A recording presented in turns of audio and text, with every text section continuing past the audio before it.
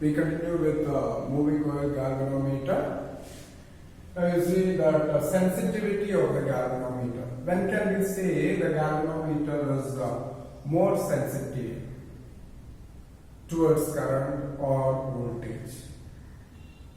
So let us take the first sensitivity, that is current sensitivity. Current sensitivity, that is IS. If the galvanometer gives large deflection for a very small current, then it is more sensitive towards electric current. Large deflection for very small current. So current sensitivity is equal to deflection large by small current flow. Now this can be taken as theta by g theta, because I equal to g theta, the galvanometer constant into theta. And finally you get the current sensitivity IS will be equal to 1 by G. That is, reciprocal of galvanometer constant is equal to the current sensitivity. Or IS is equal to NAB by C. Substituting for G, you get. Now from this one, you can see that the current sensitivity can be increased by decreasing the value of coupled per unit twist of suspension fiber, or increasing the number of turns, increasing the area of the rectangular loop, increasing the magnetic field. But we can say theoretically all these things, but practically we cannot do that as it is. There is a limit for all this. Because number of turns can be increased, but that number of turns, increase of number of turns will be increasing the resistance of that system, and thereby that is affecting the sensitivity. The reverse way. Area of the rectangular loop will be increased. You cannot increase to that extent. Because if the area of the loop is increased, you have to produce, or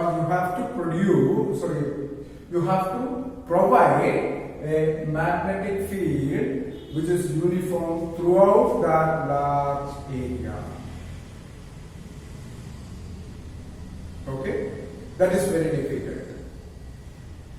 And again, magnetic field strength must be increased, but we are using natural magnets in this case, and there is a limit for obtaining a very high magnetic field from the natural magnets. If it is an electromagnet, okay, you can increase the field strength and all, that is not provided in this case. Okay, so dependency of the current sensitivity on the factors you must just note accordingly. So current sensitivity. Alright. Now, next is voltage sensitivity.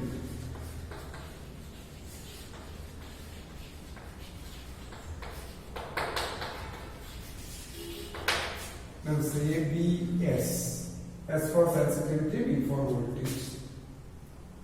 As already we can say, if the instrument gives very large deflection for very small voltages, then it is said to be more sensitive towards voltage. Therefore, you can mathematically get it like this, that this will be equal to theta divided by I into R, Ohm's law. R is the resistance of the galvanometer. Then theta divided by g theta into R, and that's equal to 1 by g into R. That's it. That is, voltage sensitivity is now equal to current sensitivity divided by or voltage sensitivity then can be written as NAB by C into R. NAB by C into R. So what are the factors on which the voltage sensitivity depends? You can get it from this one. So this relation is very important for the exams, that there is a saying that increasing the current sensitivity, not necessarily increasing the voltage sensitivity. Increasing the current sensitivity, not necessarily increasing the voltage sensitivity. Because when you increase the current sensitivity, there is a resistance factor coming here, and that resistance factor will be affecting the voltage sensitivity. Okay? So these are the concept behind the current sensitivity and voltage sensitivity of a